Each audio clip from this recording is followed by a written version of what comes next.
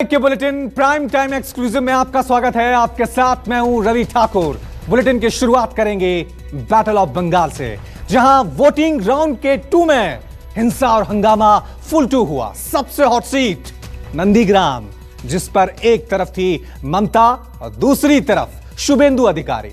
एक तरफ वोटिंग हुई और दूसरी तरफ हंगामा और बवाल। कुल मिलाकर बंगाल में वोटिंग के दूसरे दौर में हिंसा हंगामे का जोर रहा।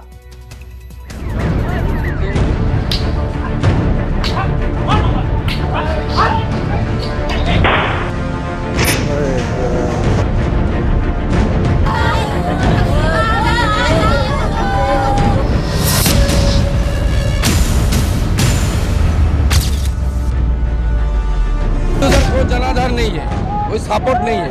जय श्री राम के नारे किसने? नहीं, इधर के कोई पूरा साफ।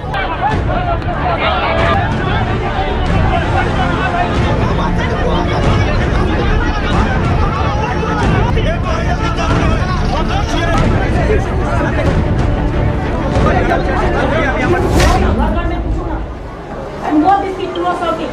They are not Bengals. They are not from Bengal. They are the outsiders. Battle of Bengal का राउंड 2 हिंसा और हंगामे से हाउसफुल रहा।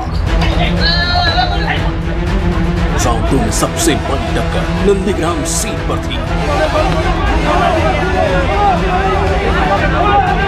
जहां सीएम ममता बनर्जी और कभी उनके सिपह सलार रहे शुभेंदु अधिकारी का आमना सामना था।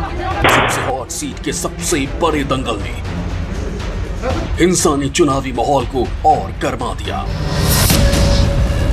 वोटिंग के कुछ ही घंटों के बाद नंदीग्राम और उसके आसपास के इलाकों से छुटपुट हंगामे की खबरें आनी शुरू हुई।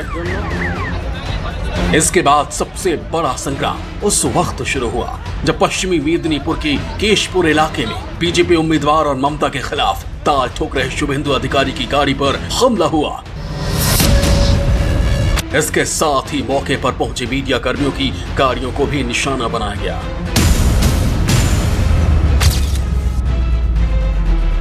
उनमें भी तोड़फोड़ की गई। आरोप ममता की पार्टी टीएमसी पर लगा। सबके खिलाफ MBWI वारंट है, इलेक्शन कमीशन का हुलिया है, और पुलिस ने, ममता बेगम का पुलिस ने इसको एब्सकॉन्ड दिखाया। ये लोग, मेरा पास जानकारी था, मेरा रूट दूसरा था, जानकारी था ये लोग रानीचक और सातंगाबाड़ी वो मदरसा दारुल मदरसा बूथ में ये सब कर रहा है, लेकिन CAPF है, बूथ का अंदर कुछ नहीं कर सकता, इसलिए बाहर से ये पथराबाजी कर रहा है। इसके बाद नंदीग्राम सीट पर हिंसा में उबाल आ गया। यहाँ के प्याल इलाके में बीजेपी टीएमसी समर्थक आमने सामने हो गए। दोनों तरफ से टकराव के हालात बन गए और सुरक्षा बलों ने मोर्चा संभाला। कुछ देर बाद ममता बनर्जी व्हील चेयर पर घर से निकलकर नंदीग्राम के एक पोलिंग बूथ पर पहुंच गई, तो हालात और बेकाबू हो गए। वोटिंग के बीच तनाव बढ़ने लगा। इस दौरान ममता ने बाहरी लोगों पर हंगामे का आरोप लगाया। This is unfortunate part, and my election commission, I do not know what to say. I'm sorry. I apologize to my election commission for their silence, for their total silence. So many letters we have given, but absolutely one-sided they are supporting the BJP candidates. And under their instruction, BJP is getting so many provocation, and they are beating the people, they are murdering the people, and they are looting the vote. Booth पर पहुंची ममता बनर्जी ने यहीं से राज्यपाल जगदीप धनखड़ को phone किया और phone पर अपनी शिकायत दर्ज कराई।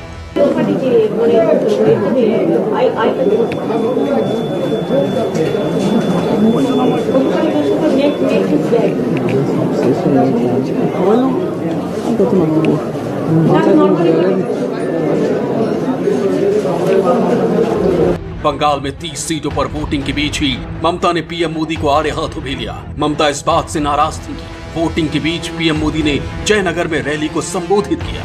Every time, every election day, Narendra Modi is used to come to Bengal and give address. Why election day he will be campaigning?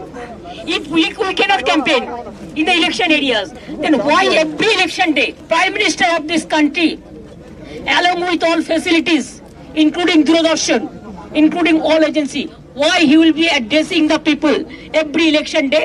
Is it not wrong? Is it not violation of the conduct of election rules? Bharat माता की नमस्कार। ममता की नाराजगी के बीच जयनगर के बाद PM Modi ने बंगाल में ही अपनी दूसरी चुनावी रैली की।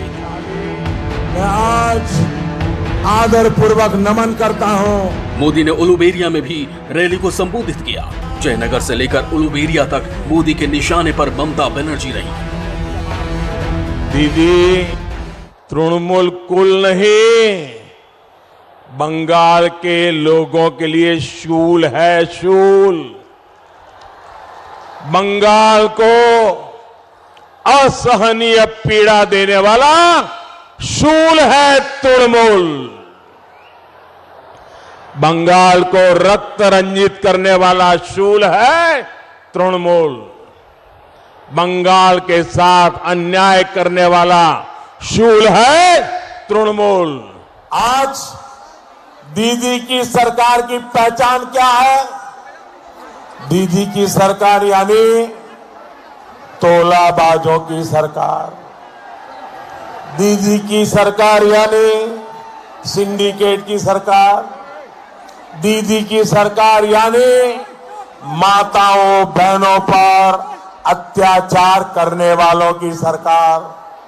और ऐसे में बंगाल का नौजवान सबसे ज्यादा परेशान।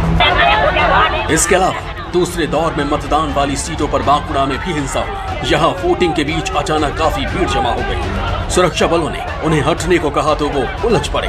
बाद में सुरक्षा बलों को उन्हें खदेड़ना पड़ा।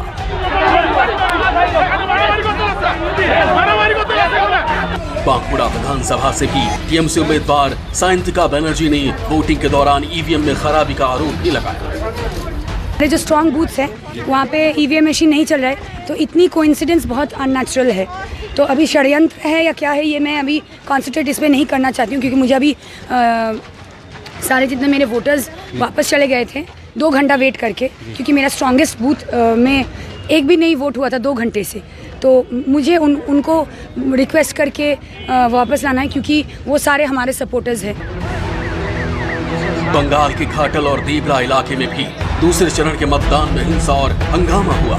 फिलहाल बंगाल के दंगल में अभी 6 चरणों का मतदान बाकी है।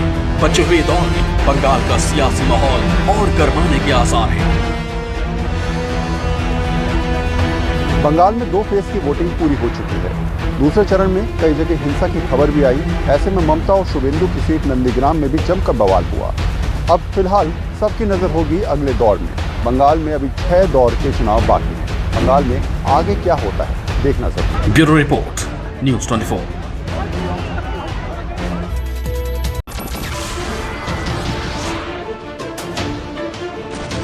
नमस्कार, मैं हूं मानक गुप्ता। अगर आपको हमारा ये वीडियो पसंद आया हो तो इसे लाइक और शेयर जरूर करें। और हाँ, हमें सब्सक्राइब और फॉलो करना ना भूलें, ताकि आप देश और दुनिया की कोई खबर मिस ना करें। तो जुड़े रहिए हमारे साथ और देखते रहिए न्यूज़ 24।